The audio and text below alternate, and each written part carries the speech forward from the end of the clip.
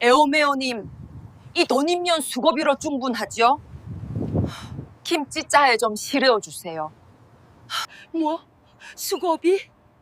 날 30년 정세영이 고작이 넌 몇 분이냐? 이 정도면 충분하지 않습니까? 며느리는 만원권 지폐 5장을 식탁 위에 마치 던져놓듯이 올려두더니 막 담근 김장 김치를 전부 들고 가려 하였다. 이틀 동안 허리가 끊어질 듯 고생하여 절이고 양념에 담근 배추 100포기의 가치가 고작 5만 원이라니. 그 순간 평생토록 참고 인내하던 시어머니의 손이 심하게 떨리기 시작하였다. 뭐 5만 원이면 되었다고요? 네가 한번 잘 말했다. 윤희숙은 옥상 흙바닥에 김치통을 사정없이 내던지며 해마다 김장철마다 억눌러온 분노를 폭발시켰다. 이 한순간의 광기가 온 가족의 운명을 뒤바꿀 줄 그 누가 알았겠는가. 그날 엎어진 것은 단지 김치만이 아니었다.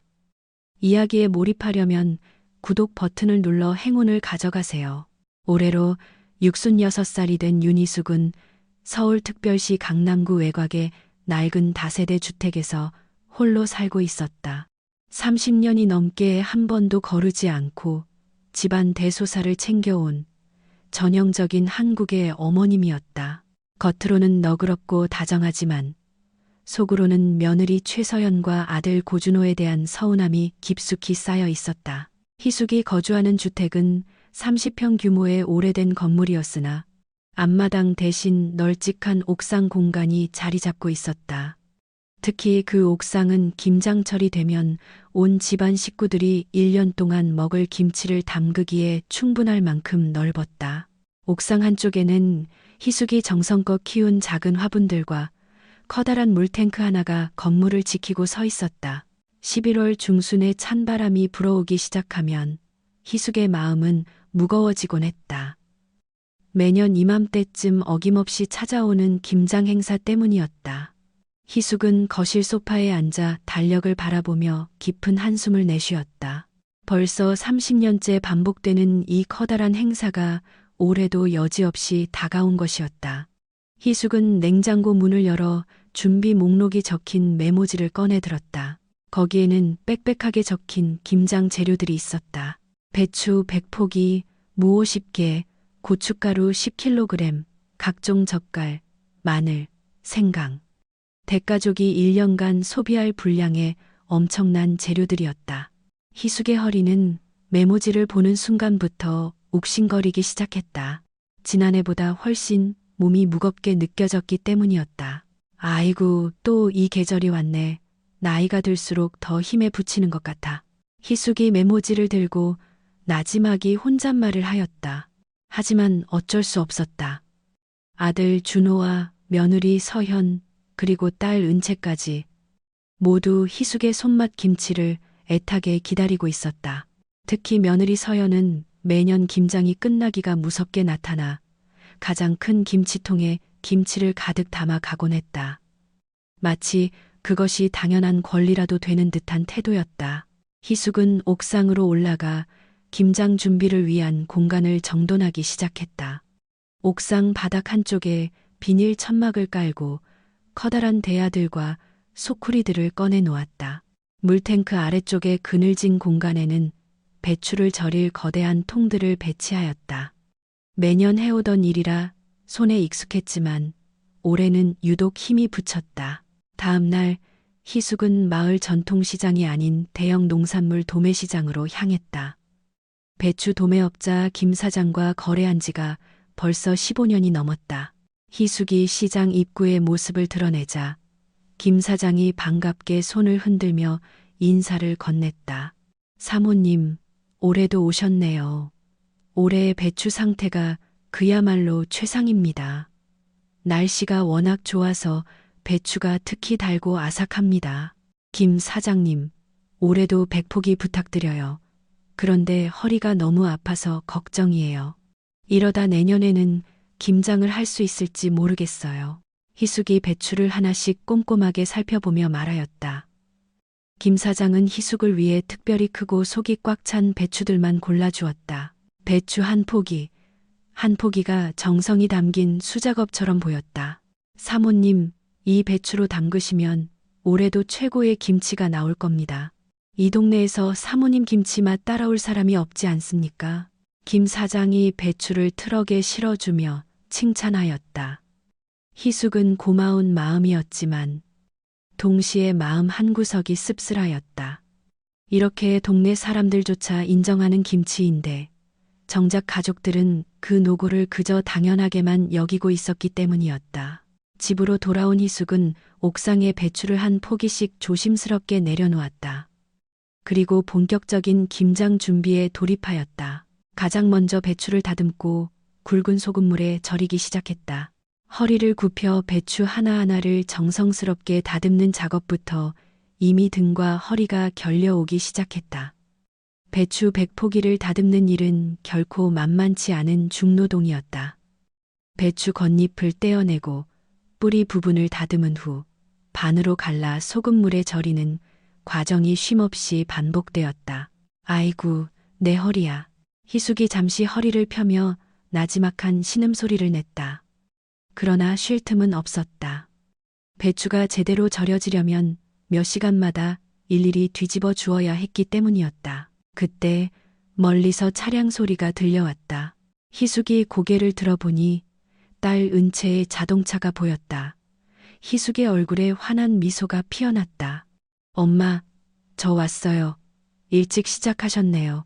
은채가 차에서 내리며 큰 목소리로 인사했다. 은채는 회사에 연차를 내고 일부러 김장을 도우러 온 것이었다. 손에는 어머니가 가장 좋아하는 호떡까지 들고 있었다. 은채야, 고생이 많다. 바쁜데 일부러 연차까지 내고 와주고 미안하네. 엄마 혼자서 이 많은 배추를 어떻게 다 하세요? 당연히 와야죠. 그리고 연차 내는 게 뭐가 어렵다고요. 은채가 앞치마를 꺼내 두르며 말하였다. 희숙은 딸의 이런 따뜻한 마음씨가 정말 고마웠다. 다른 집 며느리들은 친정 김장에 가서 도와준다는데 희숙의 며느리 최서연은 단 한 번도 김장 과정에 참여한 적이 없었다. 엄마, 올해도 오빠랑 서연 형님은 안 오세요? 은채가 배추를 절이면서 조심스럽게 물었다. 희숙의 표정이 순간 어두워졌다. 글쎄다, 작년에도 회사일 바쁘다고 안 왔잖니. 올해도 마찬가지겠지. 희숙이 씁쓸하게 대답하였다. 사실 희숙은 며느리가 김장에 참여해주기를 기대했던 적도 있었다. 하지만 매년 반복되는 실망감에 이제는 기대조차 하지 않게 되었다. 은채는 어머니의 마음을 다 알고 있었다. 엄마가 며느리에게 얼마나 서운해하는지, 그럼에도 참고 견뎌내는 모습을 지켜보는 것이 참으로 가슴 아팠다. 엄마, 작년에 결혼한 친구가 있는데요. 그 친구는 시어머니 김장 돕겠다고 새벽부터 갔다고 하더라고요. 처음이라 서툴렀다고는 하지만요. 은채가 넌지시 이야기를 꺼냈다. 희숙은 아무런 대답 없이 고개만 끄덕였다. 남의 집 며느리 이야기는 더욱 희숙의 마음을 무겁게 만들었다. 점심시간이 되자 희숙은 은채를 위해 간단한 식사를 준비하였다. 잘 익은 김치볶음과 갓 지은 따뜻한 밥이었다. 하지만 은채는 시간이 아깝다며 김밥 한 줄로 대충 때우자고 했다. 엄마, 밥 차리실 시간에 배추나 더 뒤집을래요. 저는 괜찮아요. 아니다. 일하는 사람이 밥은 제대로 먹어야 힘이 나는 법이다. 김밥으로는 기운이 안 나. 희숙이 단호하게 말하며 은채를 부엌으로 이끌었다. 희숙은 딸이 이렇게까지 세심하게 신경 써주는 것이 미안하면서도 한편으로는 정말 고마웠다. 다음 날 아침, 절여진 배추를 꺼낼 시간이 되었다. 희숙과 은채는 절인 배추를 차가운 물에 여러 번 깨끗이 헹궈가며 소금기를 제거했다. 배추가 적당히 절여져서 손으로 구부려도 부러지지 않을 만큼 부드럽게 숙성되어 있었다. 엄마, 올해 배추가 정말 좋네요. 크기도 적당하고 속이 꽉 찼어요. 그래, 김 사장님이 좋은 것만 골라주셨거든. 이 배추로 담그면 정말 맛있는 김치가 될 거다. 희숙이 뿌듯한 표정으로 말하였다. 좋은 재료로 정성을 다해 담그는 김치. 그것이 바로 희숙의 오랜 자부심이었다. 본격적인 김치 양념 만들기가 시작되었다. 고춧가루 10kg에 멸치액젓, 새우젓, 갈치액젓을 넣고 마늘과 생강을 곱게 갈아서 첨가한 뒤 설탕과 소금으로 간을 맞추는 복잡한 과정이었다. 희숙은 30년 경력으로 양념의 맛을 정확하게 맞추어냈다. 은채야, 양념이 너무 짜면 김치가 빨리 씌어지고 너무 싱거우면 맛이 안 나거든. 이 정도가 딱 알맞다. 희숙이 양념을 조금 찍어서 맛을 보며 설명해 주었다. 은채도 따라서 맛을 보았는데 정말 절묘한 간이었다. 엄마, 양념 솜씨는 정말 예술이세요. 저는 아무리 해도 엄마 맛이 안 나더라고요. 분명 다른 비법이 있는 것 같아요. 비법이 어디 있니? 많이 해봐야 늘어. 너도 시간이 지나면 자연스럽게 배우게 될 거야. 희숙이 양념을 저으며 대답하였다. 하지만 마음속으로는 우리 며느리는 언제쯤 이런 걸 배우려고 할까 하는 생각이 스쳐 지나갔다. 오후 무렵 드디어 김치를 버무리는 마지막 단계에 접어들었다. 희숙과 은채는 절여진 배추에 양념을 골고루 발라가며 정성스럽게 버무렸다. 배추 잎사귀 하나하나 사이사이까지 양념이 고루 스며들도록 세심하게 작업했다. 엄마, 절이는 것도 버무리는 것도 모든 게 다 정성이네요. 다선인이다. 이 서퍼주에 은채가 빨갛게 물든 장갑을 보며 감탄하듯 말하였다. 그래야 맛있어지지.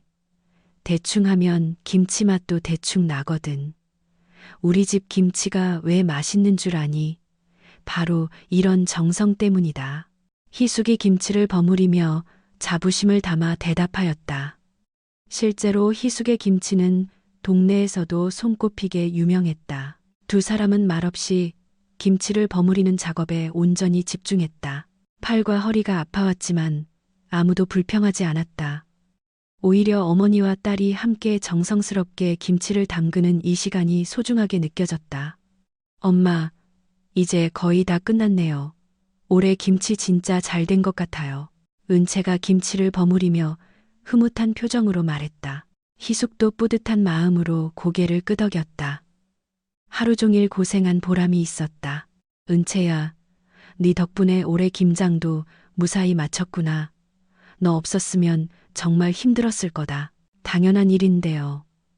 엄마가 이렇게 정성스럽게 담가주시니까 온 가족이 맛있는 김치 먹는 거잖아요. 두 사람이 서로를 바라보며 잔잔하게 미소 지었다. 그런데 바로 그때였다. 옥상 문 쪽에서 차량 문 닫는 소리가 들려왔다. 희숙과 은채가 고개를 돌리자 깔끔한 정장 차림의 여자가 문을 열고 옥상으로 들어서고 있었다. 바로 며느리 최서연이었다. 서연은 굽 높은 구두 소리를 또각또각 내며 옥상 바닥을 가로질러 왔다. 희숙의 마음이 순간 무거워졌다. 올해도 어김없이 찾아온 그 긴장감 넘치는 순간이었다. 며느리의 정장 치마와 블라우스 차림은 옥상의 작업 공간과는 전혀 어울리지 않았다. 마치 다른 세상에서 온 사람처럼 보였다. 서연의 얼굴에는 화장이 완벽하게 되어 있었고 머리도 단정하게 손질되어 있었다. 반면 희숙과 은채는 하루 종일 김장을 하느라 머리는 질끈 묶여 있었고 옷은 김치 양념으로 여기저기 얼룩져 있었다. 서연의 시선은 처음부터 끝까지 완성된 김치통들에만 향해 있었다. 희숙이나 은채가 하루 종일 고생한 모습은 전혀 안중에 없었다. 옥상 곳곳에 널려 있는 배추 겉잎들이나 소금물이 담겼던 커다란 대야들, 그리고 김치 양념으로 빨갛게 물든 장갑과 앞치마들을 보면 얼마나 고된 작업이었는지 충분히 짐작할 수 있을 터였다. 어머님, 수고 많으셨습니다. 서연이 형식적인 인사를 건넸다. 하지만 그 말에는 진심이 전혀 담겨 있지 않았다. 오히려 빨리 용건을 끝내고 싶다는 기색이 역력했다. 서연은 희숙의 얼굴도 제대로 쳐다보지 않고 곧장 김치통들이 놓인 곳으로 발걸음을 옮겼다. 희숙은 며느리의 이런 태도를 보며 속이 쓰렸지만 애써 웃음을 지으며 대답하였다. 서연아, 고생했다. 회사 일 많이 바빴지? 네, 요즘 마케팅 프로젝트가 정말 힘들어서요. 야근도 잦고 정신이 없었어요.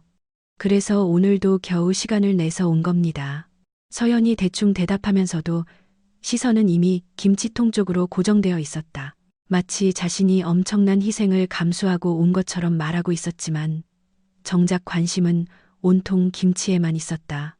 서연은 김치통 뚜껑을 하나씩 열어보며 김치 상태를 꼼꼼하게 확인하기 시작했다. 마치 대형마트에서 상품을 고르듯이 김치 색깔을 살펴보고 양념이 잘 버무려졌는지 점검했다. 심지어는 김치 한 조각을 집어서 냄새까지 맡은 후 간을 보았다. 은채는 이런 서연의 모습을 지켜보며 점점 인상이 찌푸려졌다. 어머니와 함께 새벽부터 저녁까지 허리가 끊어질 듯 고생해서 만든 김치를 이렇게 당연하게 여기다니. 마치 돈을 주고 사는 상품이라도 되는 양 대하는 것이었다. 은채의 가슴 속에 분노가 차오르기 시작했다. 어머님, 올해는 배추가 정말 좋네요. 작년보다 훨씬 실해 보입니다. 서연이 김치를 집어들며 품평하듯이 말하였다. 희숙은 이런 평가조의 말투가 불편했지만 그냥 넘어가려 했다. 준호 씨가 어머님 김치 아니면 다른 건 잘 안 먹거든요. 시중에서 파는 김치는 조미료 맛만 강하고 영 별로더라고요. 서연은 자신이 가져온 더 큰 김치통을 꺼내 김치를 옮겨 담기 시작했다. 심지어는 김치통 바닥까지 꾹꾹 눌러 담으면서 최대한 많은 양을 가져가려고 애썼다. 희숙은 이 모습을 보며 답답함을 느꼈지만 그래도 가족이니까 하며 애써 참았다. 하지만 서연이 김치를 담는 모습은 정말 과했다. 마치 공짜로 주는 시식품을 닥치는 대로 가져가는 것처럼 보였다.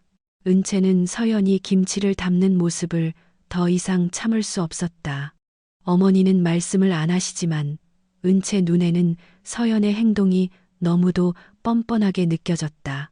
형님, 김장 준비하는 건 하나도 안 도와주시고 김치만 챙기시는 거예요? 은채가 조금은 날카로운 어조로 물었다. 서연은 은채의 말에 잠시 손을 멈추고 돌아보았다. 아가씨, 저도 회사 일이 있어서 어쩔 수 없었잖아요. 그리고 김장은 원래 시어머님께서 하시는 거 아닌가요? 서연이 별것 아니라는 듯이 대답했다. 이 말을 들은 은채는 더욱 화가 났다. 원래 시어머니가 하는 거라니 이게 무슨 말이냐는 것이었다. 원래 시어머님이 하는 거라고요? 그럼 형님은 시댁 일에 전혀 참여 안 하셔도 되는 거예요? 은채의 목소리가 점점 높아졌다. 서연은 은채의 이런 반응에 잠시 당황했지만 곧 자신만의 논리를 펼치기 시작했다. 저는 직장 다니는 며느리예요. 요즘 시대에 맞벌이 부부가 얼마나 많은데요. 제가 회사 일 그만두고 김장만 할 수는 없잖아요. 서연이 마치 자신이 현대적이고 합리적인 사고를 가진 것처럼 말하였다. 하지만 은채는 이런 변명이 전혀 설득력이 없다고 생각했다. 희숙은 딸과 며느리 사이에 갈등이 생기는 것이 싫어 중재하려고 했다. 은채야, 괜찮다. 서연이도 바빠서 그런 거지. 우리끼리 하면 되는 일이야. 하지만 은채는 이번에는 물러서지 않을 생각이었다. 어머니가 매년 이런 식으로 참고 넘어가는 것을 더 이상 두고 볼 수 없었기 때문이다. 엄마, 이건 아니에요. 형님, 최소한 재료비라도 제대로 주시거나 아니면 김장 후 정리라도 도와주셔야 하는 거 아니에요? 배추, 100포기에 각종 양념값까지 얼마나 많이 들어가는데요. 은채가 목소리를 높였다. 희숙은 딸이 이렇게 나서는 것이 고마우면서도 한편으로는 걱정이 되었다. 서연은 은채의 공격적인 말에 잠시 당황했지만 곧 표정을 바꾸고 냉소적으로 웃었다. 마치 은채가 별것 아닌 일로 호들갑을 떤다는 듯한 표정이었다. 재료비요. 그럼 얼마면 되는 거죠? 정확히 말씀해 보세요. 당령, 글은 서연이 가방에서 지갑을 꺼내며 말하였다. 그리고는 지갑 안에 현금을 세어보기 시작했다. 마치 시장에서 물건값을 계산하듯이 말이다. 그래서 배추랑 양념값해서 얼마인데요? 서연이 중얼거리더니 현금 몇 장을 세어보고는 10,000원권 지폐 5장을 탁자에 던지듯 올려놓았다. 이거면 됐죠? 수고비로 드릴게요. 그 순간 옥상에는 정적이 흘렀다. 희숙과 은채는 말문이 막혔다. 5만 원이라니. 배추 100포기와 각종 양념, 젓갈류, 그리고 이틀간의 고된 노동을 5만 원으로 정리하겠다는 것이었다. 희숙은 탁자 위에 놓인 5만 원을 바라보며 극심한 모욕감을 느꼈다. 30년 동안 정성껏 담가온 김치가 온 가족을 위한 자신의 사랑이 고작 5만 원의 가치밖에 안 된다는 말인가. 희숙의 손이 부들부들 떨리기 시작했다. 은채는 서연의 이런 행동에 분노가 폭발했다. 얼굴이 새빨갛게 달아올랐다. 형님, 지금 뭐 하시는 거예요? 5만 원으로 뭘 하자는 거죠? 배춧값만 해도 그게 아닌데요. 왜요? 부족해요? 그럼 얼마면 충분한가요? 10만 원, 20만 원. 시장 가격으로 계산하면 이 정도면 되는 거 아닌가요? 서연이 비웃듯이 말하였다. 마치 돈으로 모든 것을 해결할 수 있다는 듯한 태도였다. 서연에게는 희숙의 정성과 노고가 단순히 돈으로 계산할 수 있는 거래에 불과했던 것이다. 형님, 이건 돈 문제가 아니에요. 어떻게 그런 식으로 생각할 수 있어요? 은채가 목소리를 떨며 소리쳤다. 하지만 서연은 여전히 이해할 수 없다는 표정이었다. 그럼 뭘 어떻게 하라는 거예요? 제가 김장에 안 와서 미안하다고 100번 사과하면 되는 거예요? 그보다는 실질적으로 도움이 되는 게 낫지 않나요? 제서, 이서 바루스, 다르스, 제서, 가산이.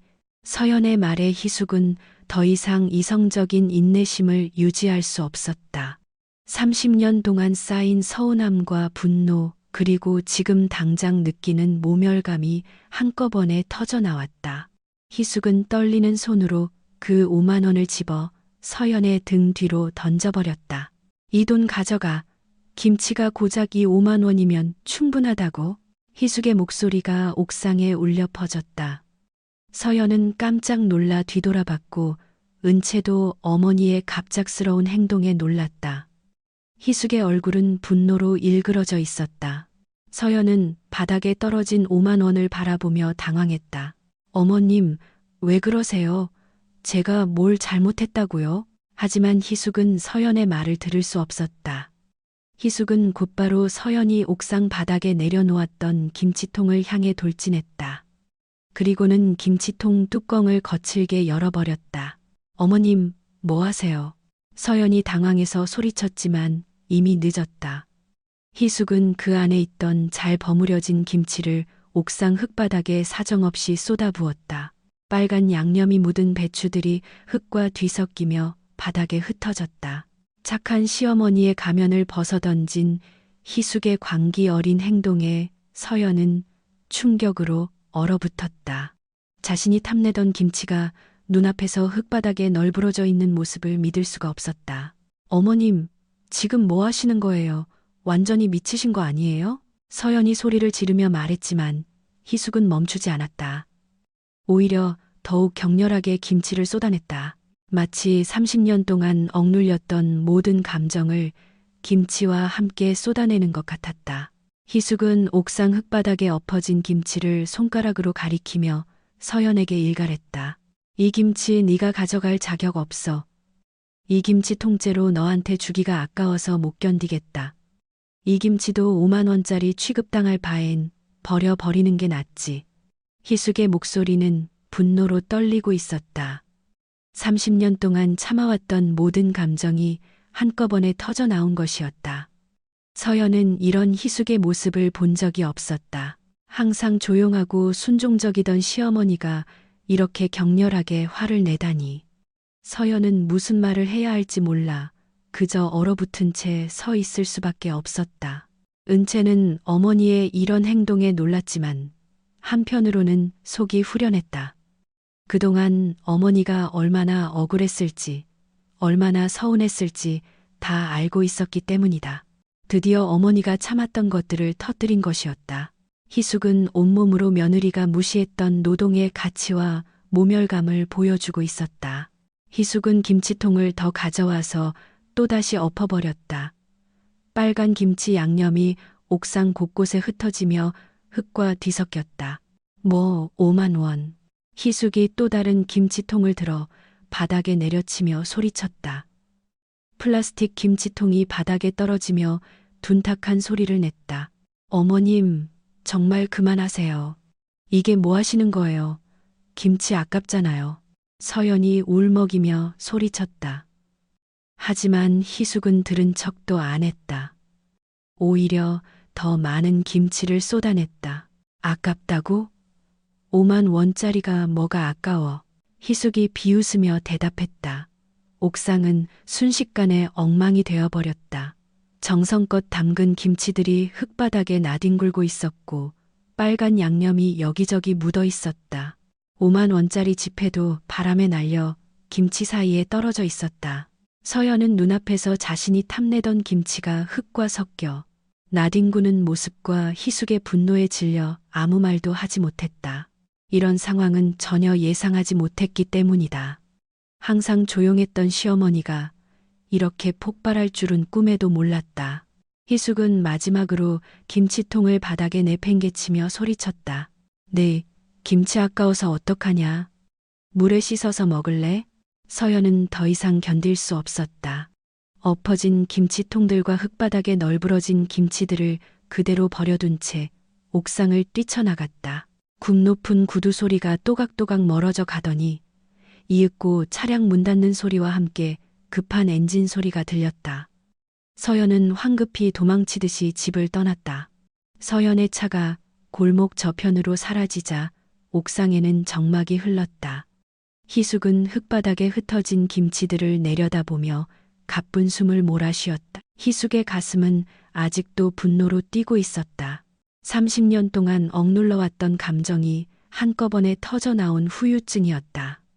손은 여전히 떨리고 있었고 온몸에 힘이 빠져나가는 것 같았다. 하지만 동시에 이상하게도 속이 후련한 기분도 들었다. 은채는 어머니 옆에 서서 흩어진 김치들을 바라보고 있었다. 충격적인 광경이었지만 은채는 어머니의 행동을 이해할 수 있었다. 너무 오랫동안 참아왔던 것들이 터져 나온 것이었으니까. 엄마, 괜찮으세요? 그럼 이 성장아 한보. 그기 깃깔에 우리 장갑감이 사다 갔나. 은채가 조심스럽게 희숙의 어깨에 손을 올려놓으며 물었다. 희숙은 딸의 따뜻한 손길을 느끼며 깊은 한숨을 내쉬었다. 은채야, 내가 미친 것 같니? 아니에요, 엄마. 오히려 이제야 제정신이 되신 것 같은데요. 은채의 말에 희숙은 쓸쓸하게 웃었다. 옥상에 흩어진 김치를 보며 복잡한 감정이 밀려왔다. 분노, 후회, 시원함, 걱정. 여러 감정들이 뒤섞여 있었다. 바로 그때 옥상 문 쪽에서 목소리가 들려왔다. 희숙아, 집에 있니? 희숙의 이웃이자 동네 통장을 맡고 있는 김미화가 옥상으로 들어서고 있었다. 미화는 매년 이맘때쯤이면 희숙의 김치를 조금씩 얻어가곤 했는데 올해도 어김없이 찾아온 것이었다. 하지만 미화가 옥상에 발을 들여놓는 순간 그만 발걸음을 멈추었다. 눈앞에 펼쳐진 광경이 너무나 충격적이었기 때문이다. 김치통들이 여기저기 굴러다니고 빨간 김치들이 흙바닥에 흩어져 있는 모습이었다. 어머, 희숙아, 이게 무슨 일이니? 김치가 왜 이렇게 됐어? 미화가 깜짝 놀라며 소리쳤다. 희숙은 미화의 목소리를 듣고 나서야 현실로 돌아온 것 같았다. 언니, 미안해요. 좀 일이 있었어서. 희숙이 머뭇거리며 대답했다. 어떻게 설명해야 할지 막막했기 때문이다. 미화는 희숙의 표정을 보고 심상치 않다는 것을 직감했다. 희숙아, 무슨 일인지 얘기해봐. 네가 이럴 사람이 아닌데. 미화가 희숙에게 다가가며 말하였다. 미화는 희숙과 15년 넘게 이웃으로 지내온 사이였기 때문에 희숙의 성격을 잘 알고 있었다. 희숙은 미화의 따뜻한 눈빛을 보며 마음이 무너져 내렸다. 그리고는 조금 전 있었던 일을 차근차근 털어놓기 시작했다. 며느리가 5만 원을 던져놓고 간 일, 그동안 쌓였던 서운함과 모멸감, 그리고 결국 김치를 엎어버릴 수밖에 없었던 심정까지 모든 것을 말하였다. 미화는 희숙의 이야기를 들으며 고개를 끄덕였다. 사실 미화도 희숙의 상황을 어느 정도 알고 있었다. 매년 김장철이면 희숙이 딸과 둘만 고생하는 모습을, 그리고 며느리가 김치만 챙겨가는 모습을 본 적이 있었으니까. 희숙아, 너 정말 잘했다. 나도 네 입장이었으면 참을 수 없었을 거야. 미화가 희숙의 손을 꼭 잡으며 말하였다. 희숙은 미화의 지지에 마음이 따뜻해졌다. 그런데 언니, 며느리한테 이렇게 하면 안 되는 건가? 뭐가 안 되는 거야? 네가 잘못한 건 하나도 없어. 5만 원으로 네 노동을 모욕한 건 며느리잖아. 미화가 단호하게 대답했다. 그런데 잠시 후 미화의 표정이 심각해졌다. 그런데 희숙아, 내가 방금 전에 골목에서 이상한 걸 봤는데. 뭘 봤는데요? 은채가 궁금해하며 물었다. 미화는 잠깐 망설이다가 입을 열었다. 서연이가 차에서 전화하고 있더라고. 차 스피커로 연결됐는지 들릴 수밖에 없었는데. 미화가 말을 흐리자 희숙과 은채는 더욱 궁금해졌다. 무슨 얘기를 했는데요? 희숙이 조심스럽게 물었다. 미화는 한숨을 쉬고 나서 이야기를 계속했다. 준호한테 전화한 것 같았어. 네가 정신적으로 불안정해 보인다고. 재산 정리하기 전에 지들이 먼저 손 써야 할 것 같다고. 미화의 말에 희숙과 은채는 경악했다. 희숙은 자신의 귀를 의심했다. 방금 전 김치를 엎은 행동이 며느리에게는 정신적 불안정으로 해석되었다는 것도 충격적이었지만 더욱 충격적인 것은 그것을 재산을 가로챌 기회로 여기고 있다는 사실이었다. 그게 정말이에요? 희숙이 떨리는 목소리로 물었다. 미화는 안타까운 표정으로 고개를 끄덕였다. 내 귀로 직접 들었으니까. 준호한테 계속 재산 이야기만 하고 있더라고. 어머님이 걱정된다는 말 같은 건 한마디도 없었어. 희숙은 자신의 극심한 분노와 모욕감이 며느리에게는 재산을 가로챌 기회로만 해석되었다는 사실에 엄청난 충격을 받았다. 희숙이 김치를 엎은 것은 단순히 화가 나서가 아니라 30년 동안 쌓인 서운함과 모멸감이 터져 나온 것이었는데 말이다. 은채는 이 말을 듣고 분노가 치밀어 올랐다. 우리 엄마가 정당한 분노를 표현한 건데 그걸 정신불안정이라고요. 그리고 재산까지? 은채야, 진정해. 하지만 이제 너희도 대비를 해야겠어. 미화가 은채를 달래며 말하였다. 미화는 오랫동안 동네 통장을 하면서 이런 가족 갈등을 많이 봐왔기 때문에 이런 상황에서 어떤 일들이 벌어질 수 있는지 잘 알고 있었다. 희숙은 며느리의 이기적인 속셈을 알고 난 후 더욱 분노했지만 동시에 묘한 각성도 느끼고 있었다. 이제 단순한 김치 문제나 모욕감의 복수가 아니라는 것을 깨달은 것이었다. 언니 말이 맞아요. 이건 내 노후와 재산을 지키기 위한 싸움이 된 거네요. 희숙이 침착하게 말하였다. 처음에는 감정적으로 김치를 엎었지만 이제는 훨씬 더 심각한 상황이라는 것을 알게 된 것이다. 미화는 희숙에게 다가가 어깨에 손을 올려놓았다. 희숙아, 착한 사람은 늘 이용당해. 이번에는 네가 네 권리를 확실히 찾아야 해. 그래서 이만여, 이번 내, 그래서 선다. 미화의 말에 희숙은 큰 결심을 하게 되었다. 그동안은 가족의 평화를 위해 참아왔지만 이제는 자신을 지켜야 할 때라는 것을 깨달은 것이다. 그런데 희숙아, 너 혹시 재산이 얼마나 있길래 며느리가 그렇게 달려드는 거야? 미화가 조심스럽게 물었다. 희숙은 잠시 망설이다가 입을 열었다. 이 집이랑 은행에 좀 있어요. 그리고 아버지가 남겨주신 것도 좀 있고. 희숙이 대충 얘기했지만 미화와 은채는 꽤 목돈이 있다는 것을 눈치챘다. 그렇다면 서연이 그렇게 재산에 관심을 보이는 것도 이해가 되었다. 엄마, 그럼 더욱 조심하셔야 해요. 형님이 정말 나쁜 마음을 먹었을 수도 있어요. 은채가 걱정스럽게 말하였다. 희숙도 이제야 상황의 심각성을 완전히 이해하게 되었다. 미화는 희숙을 바라보며 진지하게 말하였다. 희숙아, 이제 감정적으로만 대응하면 안 돼. 법적으로도 준비를 해야 해. 네가 정신적으로 문제가 있다고 몰아갈 수도 있거든. 법적으로요? 희숙이 당황하며 물었다. 미화는 고개를 끄덕였다. 응, 요즘 그런 일이 많아. 부모님이 치매나 정신적 문제가 있다고 해서 재산을 가로채는 경우 말이야. 미화의 말에 희숙과 은채는 더욱 심각해졌다. 정말로 서연이 그런 수를 쓸 수도 있다는 생각이 들었기 때문이다. 그럼 어떻게 해야 하죠? 은채가 초조하게 물었다. 미화는 잠시 생각하더니 말하였다. 일단 변호사랑 상담받아보는 게 좋을 것 같아. 그리고 희숙이가 정신적으로 멀쩡하다는 증거들도 모아놔야 하고. 희숙은 미화의 조언을 듣고 결심을 굳혔다. 이제는 수세적으로 당하기만 할 수 없었다. 좋아요. 내일 당장 변호사 사무실에 가볼게요. 그리고 희숙아, 이 집안의 판을 완전히 엎어버려야 할 때가 온 것 같아. 아들 며느리가 네 재산을 노리고 있다면 네가 먼저 행동해야 해.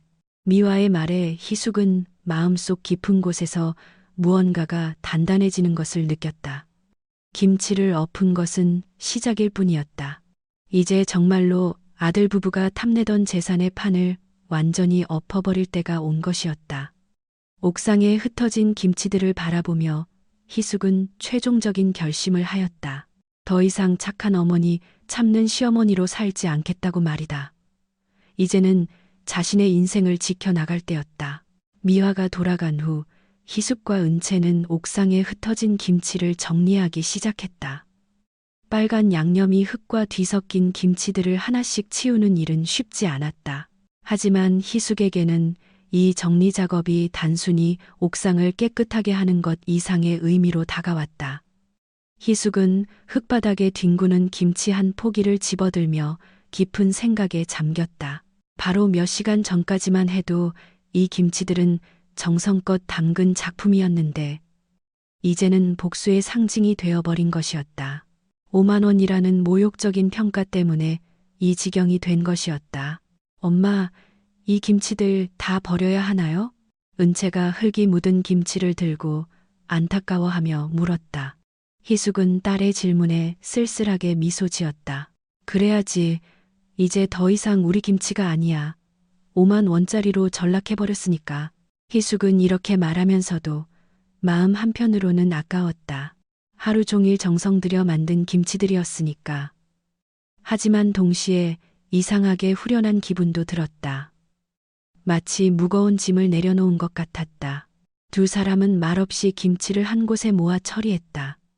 희숙은 김치를 치우면서 계속해서 서연의 전화 내용을 떠올렸다. 어머님이 정신적으로 불안정하다. 재산을 정리하시기 전에 우리가 먼저 손 써야 한다. 이 말들이 계속 머릿속을 맴돌았다. 은채야, 미화 언니가 들었다는 그 얘기 정말 충격적이었어. 희숙이 김치를 치우며 말하였다. 은채도 고개를 끄덕이며 분노를 표현했다. 엄마, 형님이 어떻게 그런 생각을 할 수 있어요? 엄마가 정당하게 화낸 건데 그걸 정신불안정이라고 하다니. 그게 바로 속마음이었나 봐. 내 감정은 전혀 관심 없고 오직 재산만 생각하고 있었던 거야. 희숙의 목소리에는 깊은 실망감이 묻어 있었다. 그동안 며느리에 대한 서운함은 있었지만 설마 이 정도일 줄은 몰랐던 것이다. 정리를 마친 후 희숙과 은채는 집 안으로 들어가 차를 마시며 앞으로의 계획을 세우기 시작했다. 희숙은 찻잔을 들고 있는 손이 아직도 미세하게 떨리는 것을 느꼈다. 은채야, 변호사한테 가서 상담받는 거 어떻게 생각하니? 엄마, 당연히 가셔야죠. 형님이 정말 나쁜 마음을 먹고 있는 것 같은데 미리 대비해야 해요. 은채가 단호하게 대답했다. 희숙은 딸의 지지에 마음이 든든했다. 그 다음날 아침 희숙은 일찍 일어나 변호사 사무실에 전화를 걸었다. 다행히 오후에 상담 시간을 잡을 수 있었다. 희숙은 은채와 함께 변호사 사무실로 향했다. 변호사 사무실은 깔끔하고 전문적인 분위기였다. 담당 변호사는 50대 중반의 차분한 여성이었다. 희숙은 조금 긴장했지만 변호사의 따뜻한 미소에 마음이 놓였다. 어떤 일로 오셨는지 자세히 설명해 주세요. 변호사가 친근하게 물었다. 희숙은 김치 사건부터 서연의 전화 내용까지 모든 것을 상세하게 설명했다. 변호사는 희숙의 이야기를 주의 깊게 들었다. 그리고는 고개를 끄덕이며 말하였다. 충분히 이해됩니다. 요즘 이런 케이스가 많이 늘고 있어요. 그런데 좋은 소식은 미리 대비하실 수 있다는 거예요. 그럼 어떻게 하면 좋을까요? 희숙이 조심스럽게 물었다. 변호사는 잠시 생각하더니 구체적인 방안을 제시했다. 일단 재산 증여를 고려해 보시는 게 좋겠어요. 현재 상황에서 가장 확실한 방법이죠. 변호사의 제안에 희숙은 가슴이 두근거렸다. 재산 증여라. 생각해보지 않았던 것은 아니었지만 실제로 이야기가 나오니 현실적으로 느껴졌다. 증여를 받을 사람은 정해져 있나요? 변호사가 물었다. 희숙은 은채를 바라보며 미소 지었다. 내 딸한테 하려고 해요. 그동안 저를 가장 많이 도와줬거든요. 아미나, 그래했습니다. 좋습니다. 그럼 절차를 밟아보시죠. 다만 급하게 하면 나중에 문제가 될 수 있으니까 신중하게 진행하겠습니다. 변호사의 전문적인 설명에 희숙은 안심이 되면서 마음 한편으로는 통쾌함도 느꼈다. 서연이 탐내던 재산이 곧 은채에게 넘어갈 거라는 생각 때문이었다. 상담을 마치고 나온 희숙과 은채는 근처 카페에 앉아 이야기를 나누었다. 희숙은 따뜻한 커피를 마시며 마음이 한결 가벼워진 것을 느꼈다. 은채야, 네가 없었으면 나는 평생 쟤네한테 휘둘리고 살았을 거야. 희숙이 진심으로 감사 인사를 표했다. 은채는 어머니의 손을 꼭 잡으며 대답했다. 엄마, 제가 당연히 해야 할 일이었어요. 이제 형님한테 더 이상 당하지 마세요. 한편 이 시각 준호와 서연은 집에서 심각한 대화를 나누고 있었다. 서연은 어제 있었던 일을 준호에게 자세히 설명했고 준호는 어머니의 행동에 당황하고 있었다. 그래서 어머니가 정말 김치를 다 엎어버렸다고? 준호가 믿기 어렵다는 표정으로 물었다. 서연은 고개를 끄덕이며 답했다. 응, 완전히 미친 것처럼 행동하시더라고. 평소 어머니 성격하고는 전혀 달랐어. 서연의 말에 준호는 걱정이 되기 시작했다. 하지만 서연의 다음 말은 전혀 다른 방향이었다. 여보, 우리가 지금 행동하지 않으면 정말 위험할 것 같아. 어머니가 재산을 엉뚱한 데 쓰시기 전에 말이야. 서연의 속마음이 드러나는 순간이었다. 희숙의 건강이나 감정 상태보다는 재산에 대한 걱정이 더 컸던 것이다. 준호도 서연의 말에 동조하기 시작했다. 그렇긴 하네. 어머니가 그런 식으로 행동하시면 혹시 다른 곳에 재산을 넘기실 수도 있고. 제가 동마 가님의 가 두 사람은 희숙을 어떻게 설득할지에 대해 계속 이야기했다. 하지만 그들이 모르는 것은 희숙이 이미 한 발 앞서 행동하고 있다는 사실이었다. 그날 저녁 희숙은 은채와 함께 평소보다 훨씬 근사한 레스토랑에서 식사를 했다. 희숙은 메뉴판을 보며 말하였다. 은채야, 오늘은 특별한 날이니까 맛있는 거 먹자. 무슨 특별한 날이에요? 은채가 궁금해하며 물었다. 희숙은 의미심장하게 웃으며 대답했다. 내 인생의 새로운 시작을 축하하는 날이야. 그리고 네가 곧 받게 될 선물을 미리 축하하는 날이기도 하고. 은채는 어머니의 말뜻을 알 것 같았다. 재산 증여 이야기였다. 하지만 은채에게는 재산보다도 어머니가 당당해지신 모습이 더 기뻤다. 두 사람은 맛있는 식사를 하며 앞으로의 계획에 대해 이야기했다. 희숙은 이 자리에서 중요한 선언을 했다. 은채야, 내 인생의 김장은 끝났어. 이제는 더 이상 누구를 위해서 고생하지 않을 거야. 희숙의 말에는 확고한 결의가 담겨 있었다. 30년 동안 가족을 위해 희생했던 시간들, 이제는 자신을 위해 살겠다는 의지였다. 식사를 마치고 집에 돌아온 희숙은 휴대폰을 꺼내 준호에게 문자 메시지를 보냈다. 메시지 내용은 간단하지만 강력했다. 이번 일은 너희 부부가 내게 준 상처가 너무 커서 되돌릴 수 없다. 앞으로 연락하지 마라. 희숙은 이 문자에 어제 김치가 엎어진 옥상 사진까지 첨부했다. 자신의 결심이 얼마나 확고한지 보여주기 위해서였다. 준호가 이 문자를 받았을 때의 반응은 극명했다. 처음에는 당황했지만 곧 서연과 함께 어머니를 달래려고 노력하기 시작했다. 하지만 희숙은 아예 연락을 받지 않았다. 서연은 준호에게 계속해서 희숙을 찾아가 사과하라고 종용했다. 하지만 그것도 재산을 지키기 위한 목적이었다. 여보, 어머니가 정말 화나셨나 봐. 여보가 가서 사과하고 달래야 할 것 같아. 서연은 정작 본인은 사과할 생각이 전혀 없었다. 준호 혼자 가서 해결하라는 식이었다. 하지만 희숙의 마음은 이미 돌이킬 수 없는 지점을 넘어섰다. 변호사와의 상담을 통해 법적 절차를 밟기 시작했고 은채와의 결속도 더욱 단단해졌다. 희숙은 그날 밤 잠자리에 들면서 마음속으로 다짐했다. 이제는 정말로 아들 부부가 탐내던 재산의 판을 완전히 엎어버리겠다고 말이다. 김치를 엎은 것은 단지 시작에 불과했다. 챕터 5. 재산, 증여 통보 및 관계 단절. 희숙이 변호사와 함께 재산 증여 절차를 마친 것은 김치를 엎은 지 일주일 후였다.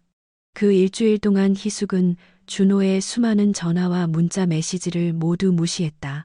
준호는 처음에는 사과 메시지를 보내다가 나중에는 거의 애원하는 수준의 연락을 계속했지만 희숙은 꿈쩍도 하지 않았다. 희숙의 마음은 이미 단단히 굳어져 있었다. 서연이 자신의 정당한 분노를 정신적 불안정으로 치부하며 재산을 노렸다는 사실을 알고 난 후로는 더 이상 돌이킬 수 없다고 생각했기 때문이다. 변호사 사무실에서 서류에 서명할 때도 희숙의 손은 전혀 떨리지 않았다. 한편 준호와 서연은 희숙이 연락을 완전히 차단하자 불안해하기 시작했다. 처음에는 일시적인 감정이라고 생각했는데 시간이 갈수록 어머니의 분노가 심각하다는 것을 깨달은 것이다. 특히 서연은 재산을 잃을까봐 노심초사했다. 여보, 어머니가 너무 오래 연락을 안 받으시는 것 같지 않아? 뭔가 이상해. 서연이 준호에게 말하였다. 준호도 걱정이 되긴 했지만 어머니가 그렇게 극단적인 행동을 하실 리는 없다고 생각했다. 엄마가 아무리 화가 나셨어도 결국은 풀리실 거야. 시간이 좀 더 필요한 것 같아. 하지만 서연은 그렇게 낙관적으로 생각할 수 없었다. 시어머니의 그날 행동이 너무 충격적이었기 때문이다. 평소 조용하고 순종적이던 분이 그렇게 격렬하게 화를 낼 줄은 꿈에도 몰랐으니까. 여보, 우리가 직접 가서 사과하는 게 어떨까? 이렇게 계속 연락이 안 되면 정말 위험할 것 같아. 서연의 제안에 준호도 동의했다. 그래서 두 사람은 희숙의 집으로 찾아가기로 했다. 하지만 그들이 모르는 것은 희숙이 이미 모든 준비를 마쳤다는 사실이었다. 토요일 오후 준호와 서연이 희숙의 집 대문 앞에 나타났다. 평상시라면 희숙이 반갑게 맞이했을 텐데 이번에는 달랐다. 초인종을 눌러도 한동안 대답이 없었다. 어머니, 저희 왔어요. 문 좀 열어주세요. 준호가 인터폰에 대고 말하였다. 한참 후에야 희숙의 목소리가 들려왔다. 들어와. 희숙의 목소리는 평소보다 훨씬 차가웠다. 준호와 서연은 서로 눈빛을 주고받으며 옥상으로 이어지는 계단을 올랐다. 김치가 엎어졌던 옥상은 이미 깨끗하게 정리되어 있었지만 왠지 을씨년스러운 분위기였다. 희숙은 거실에서 은채와 함께 앉아 있었다. 준호와 서연이 들어서자 은채는 차가운 시선으로 그들을 바라봤다. 특히 서연을 보는 은채의 눈빛은 적대적이었다. 어머니, 그동안 연락을 받지 않으셔서 걱정 많이 했어요. 준호가 조심스럽게 말문을 열었다. 희숙은 아들을 바라보며 온화하지만 단호한 표정을 지었다. 앉아라. 희숙이 간단하게 말하였다. 준호와 서연은 소파에 앉았지만 분위기가 심상치 않다는 것을 느꼈다. 평소 희숙이라면 차라도 끓여주었을 텐데 이번에는 그런 배려가 전혀 없었다. 희숙은 잠시 침묵을 유지하다가 입을 열었다.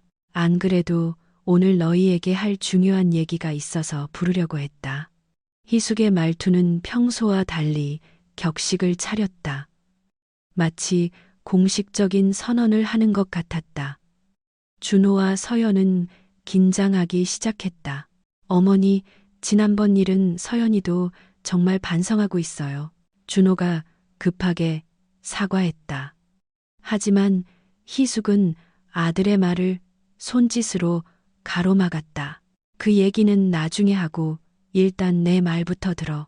희숙이 탁자 위에 놓여있던 서류 봉투를 집어들며 말하였다. 지난 수십 년간 나는 이 집안을 위해 모든 것을 바쳤다. 명절마다 차례를 준비하고 김장철이면 온 가족의 김치를 담그고 아픈 몸을 이끌고도 가족들을 챙겼지. 희숙의 목소리는 차분했지만 강한 힘이 있었다. 준호와 서연은 희숙의 이런 모습을 본 적이 없어서 당황했다. 그런데 서연이 네가 내 노고를 고작 5만 원으로 평가했을 때 나는 깨달았다. 이 가족에서 내 존재가 어떤 의미인지 말이야. 희숙이 서연을 직시하며 말하였다. 서연은 고개를 숙이며 피하려 했지만 희숙의 시선을 완전히 벗어날 수는 없었다. 어머님, 그건 제가 잘못 표현한 거예요. 정말 죄송해요. 서연이 뒤늦게 사과했지만 희숙의 표정은 변하지 않았다. 사과는 받겠다. 하지만 이미 늦었어. 그리고 네가 나에 대해 한 말들도 다 알고 있다. 희숙의 마지막 말에 서연의 얼굴이 하얗게 질렸다.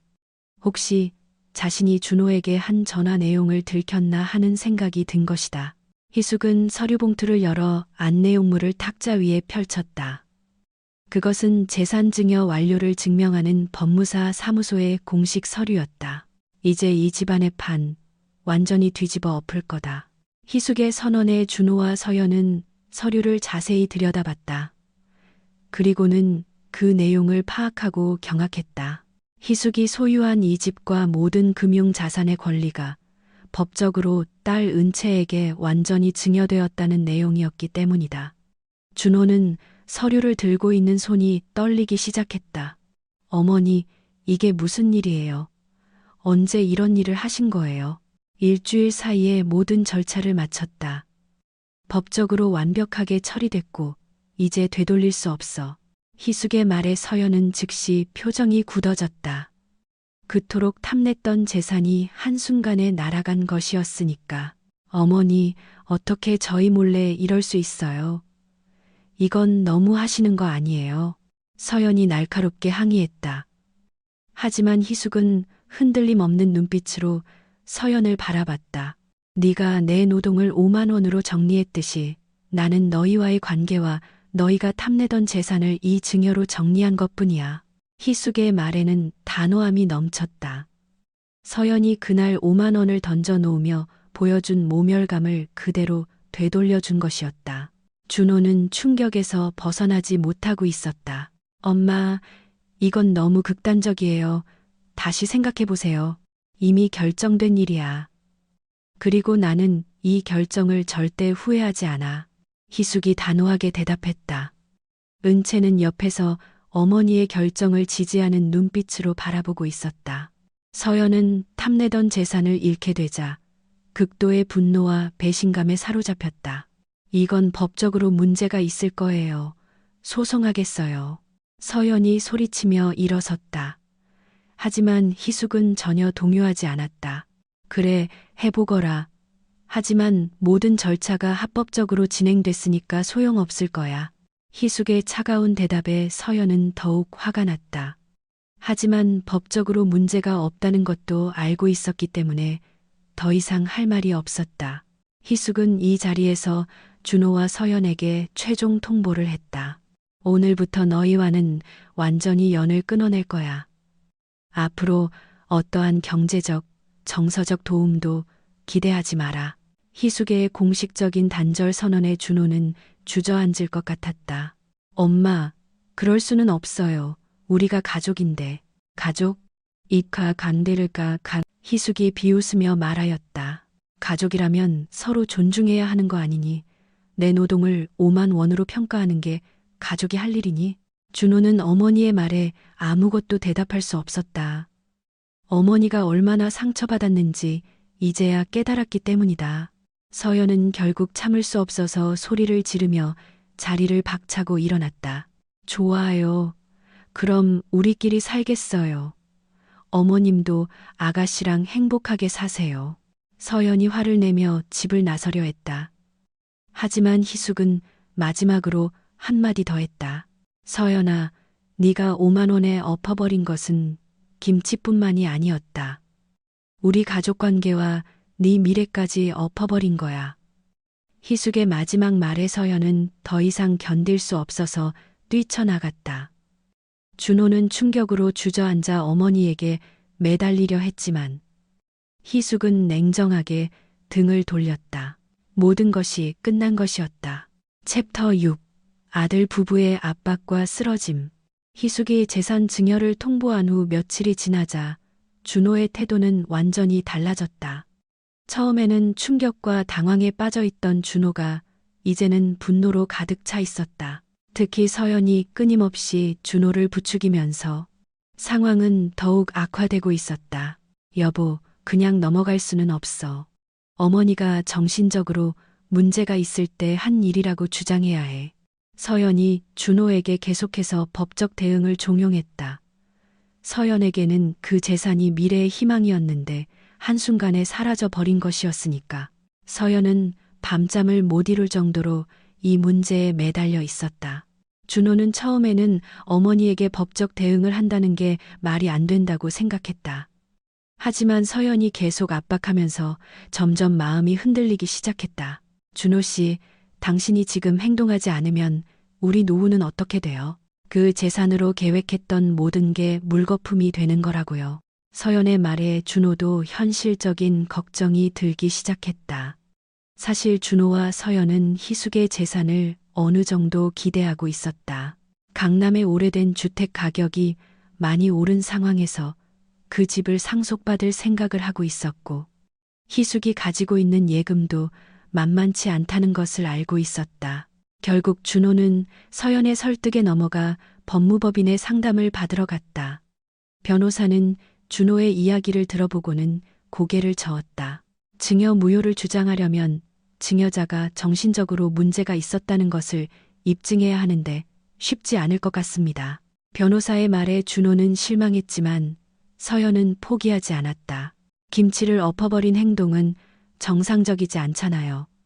그걸 증거로 쓸 수는 없나요? 그 정도로는 부족합니다. 의학적 진단이나 더 명확한 증거가 필요해요. 결국 법적 대응이 쉽지 않다는 것을 알게 된 준호는 어머니에게 직접 호소하기로 했다. 하지만 이번에는 예전처럼 부드럽게 접근하지 않았다. 서연의 영향으로 더욱 공격적으로 변해 있었던 것이다. 월요일 오전 준호는 희숙에게 전화를 걸었다. 희숙은 한 주 동안 평화롭게 지내고 있었는데 갑자기 울리는 전화벨 소리에 놀랐다. 엄마, 저예요. 준호의 목소리는 평소와 달리 딱딱했다. 희숙은 아들의 변한 목소리 톤을 금방 알아챘다. 왜 전화했니? 엄마, 재산 증여 일은 다시 생각해보세요. 엄마가 감정적으로 계신 상태에서 한 일이잖아요. 준호의 말에 희숙은 한숨을 쉬었다. 아들마저 자신을 감정적으로 불안정한 상태로 몰아가고 있다는 것을 깨달았기 때문이다. 준호야, 나는 정신이 멀쩡하다. 그리고 내가 한 결정도 신중하게 생각해서 한 일이야. 엄마, 그래도 김치를 엎어버리신 건 정상적인 행동이 아니었잖아요. 그때 엄마 상태가 좋지 않으셨던 거예요. 준호의 말은 점점 더 공격적으로 변하고 있었다. 희숙은 아들이 자신의 정당한 분노를 병적인 것으로 치부한다는 것에 큰 실망을 느꼈다. 너까지 그렇게 생각한다면 할 말이 없구나. 희숙이 차가운 목소리로 대답하자 준호는 더욱 다그쳤다. 엄마, 이 일은 법적으로도 문제가 있어요. 우리가 정말 소송을 걸 수도 있다고요. 완죄가 함이란데. 준호의 협박에 희숙은 깊은 배신감을 느꼈다. 자신의 아들이 자신을 상대로 소송을 하겠다고 위협하다니. 그래, 해보거라. 하지만 나는 내 결정을 바꾸지 않을 거다. 희숙이 단호하게 말하고 전화를 끊어버렸다. 하지만 준호는 여기서 멈추지 않았다. 그날부터 준호는 연일 희숙에게 전화를 걸어 압박을 가했다. 처음에는 설득하려고 했지만 점점 더 강압적으로 변해갔다. 엄마가 그런 식으로 행동하시면 주변에서 뭐라고 하겠어요? 동네 사람들이 다 알게 될 거예요. 엄마 나이에 그런 감정적인 결정을 하시면 안 돼요. 나중에 후회하실 거라고요. 엄마, 정말 마지막으로 말씀드려요. 증여를 취소하지 않으시면 법적 대응을 할 수밖에 없어요. 준호의 지속적인 압박에 희숙은 극심한 정신적 스트레스를 받기 시작했다. 아들이 이렇게까지 자신을 몰아붙일 줄은 몰랐던 것이다. 밤에도 제대로 잠을 이루지 못했고 식욕도 떨어졌다. 설상가상으로 준호는 희숙이 전화를 받지 않으면 하루에도 몇 번씩 전화를 걸어댔고 문자 메시지도 끊임없이 보냈다. 엄마, 왜 전화를 안 받으세요? 우리가 대화를 해야 해결될 일이잖아요. 엄마, 이렇게 피하시면 안 돼요.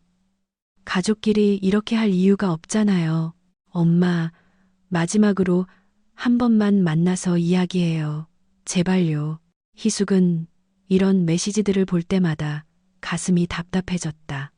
그동안 키운 아들이 이렇게 자신을 괴롭힐 줄은 꿈에도 몰랐던 것이다. 김치를 엎고 재산 증여를 처리하는 과정에서 받은 극심한 스트레스와 김장 후 무리한 몸 사용이 겹쳐 희숙의 몸에 이상 신호가 나타나기 시작했다. 어느 날 아침 희숙은 평소처럼 일어나려다가 갑자기 어지러움을 느꼈다. 머리가 핑 돌면서 몸의 균형을 잡을 수 없었다. 이게 뭐지? 희숙이 중얼거리며 침대에 다시 앉았지만 어지러움은 계속됐다. 그리고 오른쪽 팔에 힘이 제대로 들어가지 않는 것 같았다. 희숙은 처음에는 단순한 피로라고 생각했다. 요즘 스트레스를 많이 받아서 그런 거라고 여겼다. 하지만 시간이 지나도 증상이 나아지지 않자 불안해지기 시작했다. 점심시간쯤 되어서 희숙은 은채에게 전화를 걸었다. 은채야, 엄마가 몸이 좀 이상해. 어지럽고 팔에 힘이 안 들어가는 것 같아. 은채는 어머니의 말을 듣고 깜짝 놀랐다. 엄마, 그럼 병원에 가셔야죠. 제가 지금 바로 갈게요. 은채는 회사에서 조퇴를 하고 급하게 희숙에게 달려왔다. 희숙의 모습을 본 은채는 더욱 걱정이 되었다. 얼굴색이 안 좋고 말도 평소보다 어눌해 보였기 때문이다. 엄마, 지금 당장 병원에 가요. 은채가 희숙을 부축해서 응급실로 데려갔다. 의사는 희숙의 증상을 듣고 즉시 컴퓨터 단층 촬영, CT 촬영과 여러 검사를 실시했다. 검사 결과가 나오기까지 기다리는 시간은 정말 길게 느껴졌다. 은채는 의자에 앉아 있으면서도 계속 초조해했고 희숙은 침대에 누워서 천장을 바라보며 생각에 잠겼다. 1시간 후 의사가 검사 결과를 들고 왔다. 일과성 뇌어열 발작이라고 하는 미니 뇌졸중 증세입니다. 다행히 큰 손상은 없지만 스트레스와 과로가 원인인 것 같네요. 의사의 말에 은채는 안도의 한숨을 쉬었지만 동시에 걱정도 되었다. 그럼 치료는 어떻게 해야 하나요? 일단 입원해서 경과를 봐야겠습니다. 그리고 스트레스 요인을 제거하는 게 가장 중요해요. 희숙은 결국 병원에 입원하게 되었다. 은채는 곧바로 휴가를 내고 어머니를 간병하기 시작했다. 이 소식은 곧 준호에게도 전해졌다. 은채가 준호에게 전화를 걸어 엄마가 쓰러져 입원했다는 사실을 알렸기 때문이다. 오빠, 엄마가 미니 뇌졸중으로 쓰러지셨어. 병원에 입원해 계셔. 준호는 이 소식을 듣고 당황했다. 설마 어머니가 정말 쓰러지실 줄은 몰랐던 것이다. 지금 어떤 상태야? 심각해? 의사 선생님은 스트레스가 주요 원인이라고 하셨어. 오빠가 계속 압박한 것도 분명 영향이 있었을 거야. 은채의 말에 준호는 죄책감을 느끼기 시작했다. 하지만 이 소식을 들은 서연의 반응은 달랐다. 여보, 혹시 아가씨한테 물려주기 위한 쇼 아닐까? 타이밍이 너무 절묘하지 않아? 서연은 여전히 의심의 눈초리로 희숙을 바라보고 있었다. 심지어 희숙의 건강 문제조차 의심하고 있었던 것이다. 서연에게는 재산을 되찾는 것이 무엇보다 중요했기 때문에 희숙의 건강은 안중에 없었다. 병원에서 희숙은 은채의 헌신적인 간호를 받으며 조금씩 회복되고 있었다. 하지만 마음속 상처는 쉽게 아물지 않았다. 은채야, 이 병은 네 오빠와 새언니가 준 것 같아. 희숙이 병원 침대에 누워서 씁쓸하게 말하였다. 은채는 어머니의 손을 꼭 잡으며 위로했다. 엄마, 이제 그런 스트레스 받지 마세요. 제가 지켜드릴게요. 희숙은 은채의 말에 마음이 따뜻해졌다. 하지만 동시에 자신의 결단이 옳았다는 확신도 더욱 강해졌다. 챕터 7. 변호사의 내용 증명과 아들 부부의 포기. 희숙이 병원에 입원한 지 사흘째 되던 날, 은채는 어머니의 담당 의사와 상담을 받았다. 의사는 희숙의 회복 상태가 양호하다고 말했지만 동시에 중요한 조언을 해주었다. 환자분의 상태는 많이 좋아졌습니다. 하지만 스트레스 요인이 계속 있으면 재발할 수 있어요. 가족들의 협조가 무엇보다 중요합니다. 의사의 말을 들은 은채는 더욱 결연해졌다. 어머니를 이렇게 만든 오빠와 새언니를 절대 용서할 수 없었기 때문이다. 특히 어머니가 입원했다는 소식을 듣고도 단 한 번도 문병을 오지 않은 것이 더욱 화가 났다. 한편 희숙은 병원 침대에 누워서 많은 생각을 했다. 자신의 건강이 이렇게 악화된 것도 결국은 아들 부부 때문이라는 생각이 들었다. 만약 자신이 이 관계를 정리하지 않았다면 더 큰 병이 왔을지도 모른다는 확신이 들었다. 은채야, 변호사 선생님께 전화 좀 해달라고 부탁해. 희숙이 은채에게 말하였다. 은채는 어머니가 무슨 일인지 궁금했지만 일단 변호사에게 연락을 취했다. 변호사는 희숙의 입원 소식을 듣고 직접 병원으로 찾아왔다. 변호사는 희숙의 상태를 확인하고 나서 중요한 조언을 해주었다. 지금 상황에서 가장 중요한 것은 어머님의 건강 회복입니다. 그리고 준호 씨 측에서 법적 대응을 시도한다면 우리도 강력하게 맞서겠습니다. 변호사는 이미 준호가 증여, 무효 소송을 준비하고 있다는 정보를 입수하고 있었다. 하지만 걱정할 것은 없다고 단언했다. 어머님의 증여는 법적으로 완벽합니다. 그리고 지금 상황을 보면 오히려 준호 씨 측이 어머님께 스트레스를 가해서 건강을 악화시켰다는 증거가 더 많아요. 변호사의 말에 희숙은 안심이 되었다. 그리고 더 나아가 적극적인 대응을 하기로 마음먹었다. 희숙은 변호사와 상의한 끝에 준호의 괴롭힘을 완전히 차단하기로 결정했다. 더 이상 아들의 협박과 압박에 당하지 않겠다는 의지였다. 변호사는 이런 희숙의 결심을 전폭적으로 지지했다. 어머님, 이번 기회에 확실하게 정리하시는 게 좋겠어요. 계속 이런 스트레스를 받으시면 건강에 더 악영향을 미칠 수 있거든요. 다음 날 변호사는 준호에게 강력한 내용 증명을 발송했다. 그 내용은 명확하고 경고적이었다. 윤희숙의 재산 증여는 법적으로 완전 무결하며 지속적인 협박과 압박으로 인한 건강 악화에 대해 법적 책임을 물을 것임. 더 이상의 괴롭힘 시 민사 및 형사상 조치를 취할 것임. 내용 증명에는 희숙을 헌신적으로 간호하고 부양한 은채의 기록들이 상세하게 첨부되어 있었다. 매년 김장을 도와준 기록, 병원 동행 기록, 생활비 지원 내역까지 모든 것이 문서화되어 있었다. 반면 준호와 서연이 부양 의무를 소홀히 한 증거들도 빠짐없이 정리되어 있었다. 특히 5만 원 모욕 사건의 경위가 상세히 기록되어 있었는데 이 부분이 가장 결정적이었다. 며느리가 시어머니의 노동을 5만 원으로 평가한 행위는 명백한 인격 모독이었고 이것이 윤희숙의 건강 악화로 이어진 직접적인 원인이라고 명시되어 있었다. 준호는 이 내용 증명을 받고 큰 충격을 받았다. 단순히 어머니에게 재산을 돌려달라고 요청한 것뿐인데 이렇게 큰일이 될 줄은 몰랐던 것이다.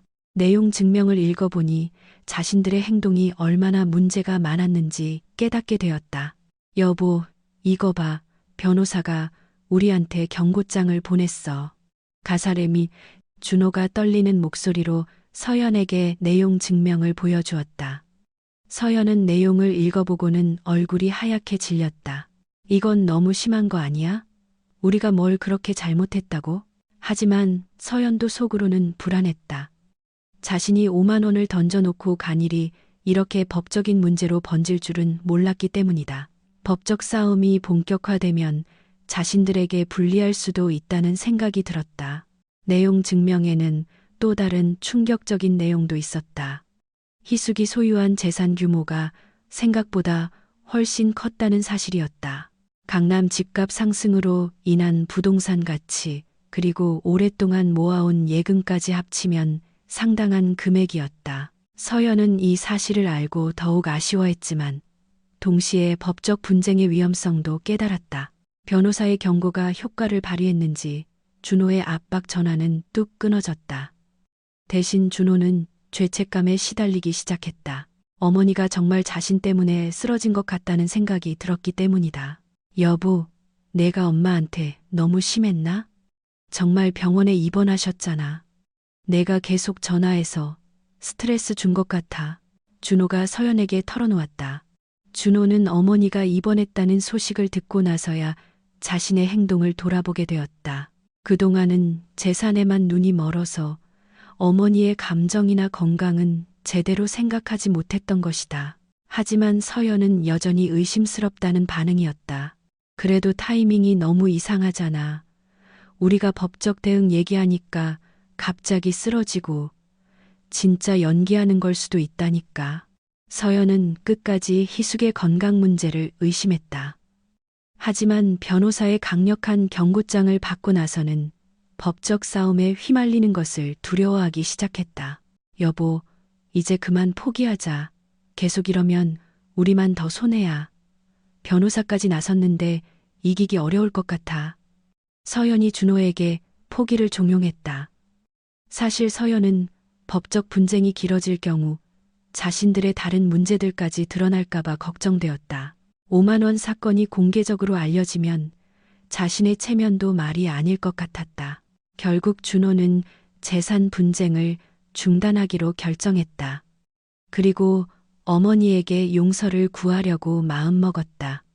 하지만 이미 상황은 돌이킬 수 없는 지점을 넘어섰다. 병원에서 희숙은 변호사로부터 준호가 법적 대응을 포기했다는 소식을 들었다. 하지만 희숙의 마음은 이미 단단히 굳어져 있었다. 좋아요. 이제야 제정신이 든 모양이네요. 희숙이 차가운 목소리로 말하였다. 하지만 희숙에게는 준호의 포기가 중요한 게 아니었다. 이미 아들과의 관계를 완전히 정리하기로 마음먹었기 때문이다. 챕터 8. 단절된 관계 그리고 희숙의 새로운 시작. 일주일 후 희숙은 병원에서 퇴원할 수 있게 되었다. 의사는 희숙의 회복 상태가 좋다고 말하면서도 주의사항을 당부했다. 스트레스를 최대한 피하시고 규칙적인 생활을 하시면 완전히 회복될 수 있을 거예요. 은채는 어머니를 자신의 집으로 모시고 와서 요양하도록 했다. 희숙은 딸의 집에서 편안하게 쉬면서 몸과 마음을 회복해 나갔다. 은채의 집은 작지만 따뜻했고 무엇보다 스트레스가 전혀 없었다. 준호는 몇 번이나 은채에게 전화를 걸어와 대화하고 싶다고 했다. 목소리에는 간절함과 후회가 묻어 있었다. 은채야, 엄마께 정말 죄송하다고 전해줘. 내가 너무 잘못했어. 하지만 희숙은 준호와의 직접적인 대면을 완전히 거부했다. 은채가 준호의 사과 메시지를 전해도 희숙의 대답은 냉정했다. 은채야, 나는 내 오빠와 더 이상 얼굴을 마주하고 싶지 않다. 할 말이 있으면 너를 통해서 전해줘. 하지만 내 결정은 바뀌지 않을 거야. 희숙의 의지는 확고했다. 준호의 협박과 압박으로 인해 건강까지 잃었는데 더 이상 참을 이유가 없다고 생각했기 때문이다. 은채는 어머니의 뜻을 받들어 준호에게 메시지를 전달했다. 은채의 목소리도 차가웠다. 오빠, 엄마는 더 이상 오빠와 직접 만나고 싶어 하지 않아. 오빠가 엄마를 너무 많이 아프게 했잖아. 병원까지 가게 만들어 놓고는. 준호는 이 말을 듣고 깊은 후회에 빠졌다. 어머니가 자신을 완전히 포기하신 것 같다는 생각이 들었다. 은채야, 내가 엄마한테 사과할 기회를 줄 수는 없을까? 정말 잘못했다는 생각이 들어. 내가 욕심 때문에 너무 과했던 것 같아. 하지만 은채는 단호하게 거절했다. 오빠, 이미 늦었어. 엄마가 얼마나 상처받으셨는지 몰라서 이래. 5만 원으로 모욕당하고 그 다음엔 오빠가 계속 압박했잖아. 은채의 말에 준호는 할 말이 없었다. 자신의 행동들이 얼마나 잘못됐는지 이제야 깨닫게 된 것이다. 결국 희숙은 은채를 통해 준호에게 마지막 메시지를 전달했다. 그 메시지는 냉정하고 단호했다. 네가 잃은 것은 재산뿐만이 아니다. 너희가 5만 원으로 내 사랑을 정리했듯이 이제 나도 너희를 위해 내 인생을 낭비하지 않을 거야. 나는 너희와 영원히 단절할 거야. 다시는 연락하지 마라. 이 메시지를 전해들은 준호는 마침내 상황의 심각성을 완전히 이해하게 되었다. 어머니가 단순히 화가 나신 것이 아니라 정말로 자신들과의 관계를 영원히 끝내려고 한다는 것을 깨달은 것이다. 준호는 이 메시지를 듣고 나서 더 이상 어머니에게 연락을 시도하지 않았다. 죄책감과 절망감에 빠져서 아무것도 할 수 없었기 때문이다. 서연도 준호의 이런 모습을 보며 더 이상 재산 이야기를 꺼내지 않았다. 희숙은 이로써 아들의 법적 압박을 완전히 차단하고 건강 문제를 계기로 자식에게 얽매였던 관계의 끈을 완전히 끊어낸 것이다. 더 이상 아들 부부의 눈치를 보거나 그들의 압박에 시달릴 필요가 없어졌다. 은채의 집에서 요양하던 희숙은 날이 갈수록 건강을 회복하고 있었다. 그리고 마음도 한결 평온해졌다. 오랫동안 짓눌러왔던 스트레스에서 해방된 기분이었다. 은채야, 이제 정말로 자유로워진 것 같아. 더 이상 누구 눈치 보지 않고 살 수 있을 것 같아. 희숙이 딸에게 말했을 때 그 얼굴에는 오랜만에 진정한 평화로움이 깃들어 있었다. 완벽하게 주도권을 되찾은 희숙의 새로운 인생이 이제 막 시작되려고 하고 있었다.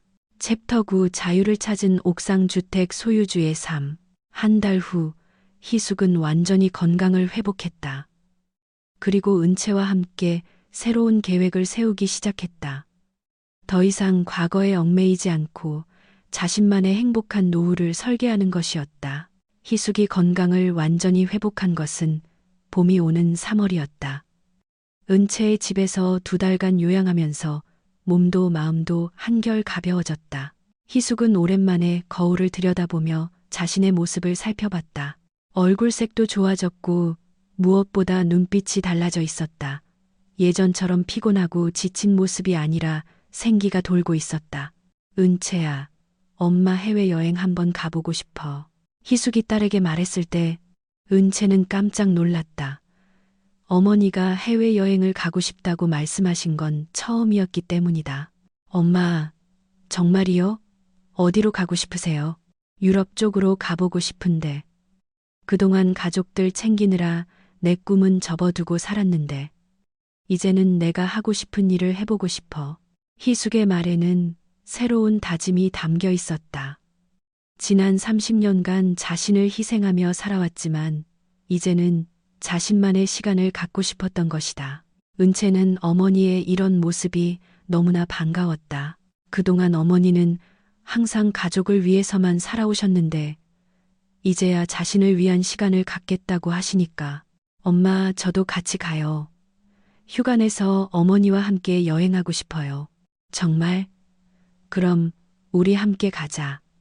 그동안 고생 많이 한 우리 딸한테 좋은 추억 만들어주고 싶어. 두 사람은 여행 계획을 세우며 즐거운 시간을 보냈다.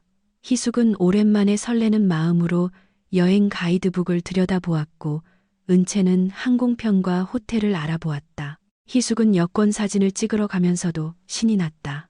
6순이 넘어서 처음 만드는 여권이었기 때문이다.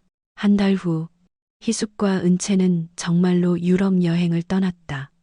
이탈리아와 프랑스를 돌아보는 2주간의 여행이었다. 희숙은 로마의 콜로세움 앞에서 파리의 에펠탑 앞에서 환한 미소를 지으며 사진을 찍었다. 현지 가이드도 희숙의 밝은 모습을 보고 정말 행복해 보이신다며 칭찬했다. 은채야, 내 인생의 묵은 김장은 끝났고 이제 내 인생을 버무릴 시간이야. 희숙이 센 강변에서 은채에게 말했을 때 그 얼굴에는 진정한 행복이 깃들어 있었다. 더 이상 누구를 위해 희생하지 않아도 되는 자유로움이 느껴졌던 것이다.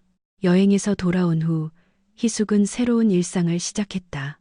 문화센터에 등록해서 요가와 수채화 클래스를 들었고 오랫동안 미뤄뒀던 독서 모임에도 참여했다. 희숙은 60세에 시작하는 새로운 취미 생활이 이렇게 즐거울 줄 몰랐다고 했다. 요가 선생님은 희숙의 유연성이 나이에 비해 놀라울 정도라며 감탄했고 수채화 작품은 문화센터 전시회에까지 출품됐다. 미화 언니, 나 요가 배우는데 몸이 이렇게 유연할 줄 몰랐어. 그리고 그림도 그려보니까 재미있더라고. 희숙이 이웃 미화에게 자랑스럽게 말하였다. 미화는 희숙의 변화된 모습을 보며 흐뭇해했다. 희숙아, 네가 이렇게 활기차게 사는 모습 보니까 내가 다 기뻐. 그동안 너무 고생했잖아. 희숙의 새로운 삶은 동네에서도 화제가 되었다. 그동안 가족을 위해서만 살던 희숙이 이렇게 자신을 위한 시간을 갖는 모습이 신기했기 때문이다. 동네 아주머니들은 희숙을 보며 나도 저렇게 살고 싶다고 말할 정도였다. 희숙은 증여받은 재산을 현명하게 관리하며 여유로운 생활을 하고 있었다. 적금도 새로 넣고 안전한 펀드에도 투자하면서 노후를 탄탄하게 준비했다. 무엇보다 스트레스 없는 생활 덕분에 건강 상태가 눈에 띄게 좋아졌다. 한편 준호와 서연은 희숙의 단절 선언 후 재정적으로 큰 압박을 받고 있었다. 상속 재산에 대한 기대를 접고 나니 자신들의 주택 구입 준비와 생활비 마련이 막막해졌다. 특히 서연은 희숙의 재산을 당연히 물려받을 거라고 생각하고 있었는데 그 계획이 완전히 무너진 것이었다. 여보, 우리 전세 좀 벗어나고 싶었는데 이제 어떻게 해? 어머님 재산 기대하고 있었는데 이제 정말 우리끼리 해결해야 하나? 서연이 준호에게 불안한 마음을 털어놓았다. 준호도 마찬가지로 걱정이 많았다. 그동안 어머니 재산에 의존하려던 계획이 완전히 틀어진 것이었다. 어쩔 수 없지. 우리끼리 알아서 해야지. 내가 엄마한테 너무 심하게 했나 봐. 욕심 때문에 가족도 잃고. 준호는 이제야 자신의 잘못을 인정하기 시작했다. 하지만 이미 돌이킬 수 없는 상황이었다. 서연도 뒤늦게 후회했지만 소용없었다. 11월이 되자 김장철이 다시 찾아왔다. 작년 이맘때 그 충격적인 사건이 일어났던 시기였다. 준호와 서연은 결국 시중에서 파는 포장 김치를 사 먹을 수밖에 없었다. 서연은 마트에서 김치를 고르면서 한숨을 쉬었다. 이 김치값도 만만치 않네. 하나에 5만 원씩 하고 맛도 별로야. 준호도 김치 가격표를 보며 씁쓸했다. 작년에 엄마가 100포기 담그셨는데 그걸 5만 원으로 평가했으니 우리가 정말 어리석구나. 집에서 포장 김치를 먹어본 서연의 반응은 실망 그 자체였다. 방부제 냄새도 나고 조미료 맛만 강했다. 이게 무슨 김치야? 어머님 김치하고는 비교도 안 되네. 김치 맛이 희숙의 김치와 비교할 수 없을 정도로 형편없자 서연은 뒤늦게 희숙의 노고를 인정하게 되었다. 어머님의 김치가 얼마나 정성스럽고 맛있었는지 이제 알겠어. 내가 그때 왜 그렇게 바보같이 행동했을까? 준호는 서연에게 씁쓸하게 대답했다. 네가 5만 원에 엎어버린 것은 김치뿐만이 아니었어. 우리 가족 관계와 미래까지 엎어버린 거야. 준호의 말에 서연은 할 말이 없었다. 이제야 자신의 행동이 얼마나 어리석었는지 깨닫게 된 것이다. 5만 원으로 모든 걸 잃어버린 셈이었다. 그해 겨울 준호는 우연히 어머니와 은채가 함께 걷는 모습을 멀리서 봤다. 두 사람은 백화점에서 나와 즐겁게 이야기하며 걷고 있었는데 희숙의 모습이 예전보다 훨씬 건강하고 행복해 보였다. 새로 산 코트를 입고 있었고 머리도 깔끔하게 손질한 모습이었다. 준호는 다가가서 인사라도 하려고 했지만 발걸음이 떨어지지 않았다. 어머니가 자신을 보면 어떤 반응을 보이실지 두려웠기 때문이다. 결국 준호는 멀리서 어머니의 모습만 바라봤다. 희숙은 은채와 함께 근사한 카페로 들어가며 웃고 있었다. 그 모습을 보며 준호는 자신이 얼마나 큰 것을 잃었는지 깨달았다. 단순히 재산뿐만 아니라 사랑하는 어머니까지 잃어버린 것이었으니까. 한편 희숙은 그 시각 은채와 함께 맛있는 케이크를 먹으며 여행 계획을 세우고 있었다. 은채야, 다음에는 일본 온천 여행 어떨까? 몸에도 좋다고 하던데. 좋아요, 엄마. 온천에서 푹 쉬시면 더 건강해지실 것 같아요. 희숙의 삶은 완전히 달라져 있었다. 더 이상 가족의 눈치를 보지 않고 자신이 원하는 대로 살아가고 있었던 것이다. 카페에서도 직원들이 희숙을 단골로 알아볼 정도로 자주 나들이를 즐기고 있었다. 봄이 되자 희숙은 이웃 미화와 함께 제주도 여행을 계획했다. 두 사람은 벚꽃이 만발한 제주도에서 며칠을 보내며 즐거운 시간을 보냈다. 희숙은 제주도에서 승마 체험도 하고 감귤 따기 체험도 했다. 60 넘은 나이에도 새로운 도전을 멈추지 않았다. 미화 언니, 내가 이렇게 행복할 수 있을 줄 몰랐어. 그동안 내가 얼마나 답답하게 살았는지 모르겠어. 재깅한 제게 감고. 그런지 압스 희숙이 제주도 해변에서 미화에게 말했을 때 바다를 바라보며 활짝 웃는 희숙의 모습에서는 진정한 자유로움이 느껴졌다. 희숙아, 네가 그때 김치를 엎은 건 정말 잘한 일이었어. 그게 없었으면 계속 그렇게 참으며 살았을 텐데. 미화의 말에 희숙은 고개를 끄덕였다. 맞아.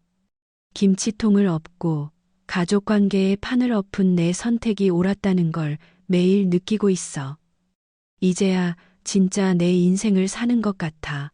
희숙의 통쾌한 복수는 결국 자신을 과함했던 과거의 희생으로부터 벗어나 진정한 자유와 행복을 찾는 여정이었다. 5만 원이라는 모욕에서 시작된 분노가 자신의 인생을 완전히 바꾼 계기가 된 것이다.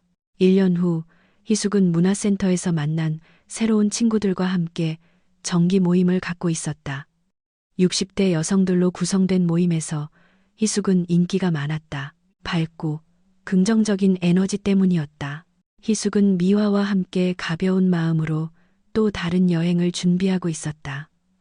이번에는 강원도 설악산 단풍 구경이었다. 희숙의 얼굴에는 여전히 환한 미소가 머물러 있었고 그 미소에는 더 이상 누구에게도 얽매이지 않는 자유로운 영혼이 담겨 있었다. 희숙이 선택한 새로운 삶은 정말로 행복으로 가득 차 있었다. 희숙의 이야기는 단순한 복수담이 아니었다. 30년간 쌓인 억울함과 모멸감을 딛고 일어선 한 여성의 당당한 자립기였다. 5만 원이라는 모욕적인 평가에서 시작된 분노가 결국 자신의 인생을 되찾는 계기가 되었다. 희숙은 김치통을 엎으며 과거의 자신도 함께 엎어버렸다. 더 이상 누구의 눈치를 보지 않는 당당한 여성으로 거듭났다. 가족이라는 이름으로 당연시되었던 희생과 봉사에서 벗어나 진정한 자유를 맛보게 된 것이다. 때로는 관계를 정리하는 용기가 새로운 행복의 시작이 될 수 있다는 것을 희숙의 이야기가 보여주었다. 참는 것만이 미덕이 아니라 자신의 존엄을 지키는 것 또한 중요한 가치라는 메시지를 전해주었다. 윤희숙님의 이야기는 우리에게 참는 것만이 미덕이 아니다라는 묵직한 교훈을 줍니다. 가족이라는 이름으로 당연시되었던 희생을 거부하고 자신의 존엄과 노동의 가치를 지켜낸 그 용기가 정말 대단하지 않나요? 옥상 바닥에 김치통을 엎어버린 그 순간, 희숙님은 단순히 김치를 버린 것이 아니라 자신을 다참매던 낡은 껍질을 깨고 나오신 겁니다. 때로는 관계를 정리하는 결단이 진정한 행복의 시작이 될 수 있다는 것을 보여준 통쾌하고도 감동적인 사연이었습니다. 이제 오롯이 자신을 위해 살아갈 희숙님의 아름다운 인생 이막을 진심으로 응원합니다. 오늘도 긴 이야기 끝까지 함께해 주신 여러분, 진심으로 감사드립니다. 희숙님의 사이다 같은 복수와 당당한 홀로서기가 여러분의 가슴속 답답함까지 시원하게 뚫어주었기를 바랍니다. 오늘 들려드린 이야기가 마음에 드셨다면 구독과 좋아요 버튼을 꾹 눌러주세요. 그리고 여러분은 이 사연을 듣고 어떤 생각이 드셨는지 소중한 의견을 댓글로 남겨주시면 큰 힘이 됩니다. 여러분의 앞날에도 늘 시원하고 행복한 일들만 가득하시길 기원합니다. 다음에도 더 흥미진진하고 가슴 따뜻한 이야기로 찾아뵙겠습니다. 고맙습니다.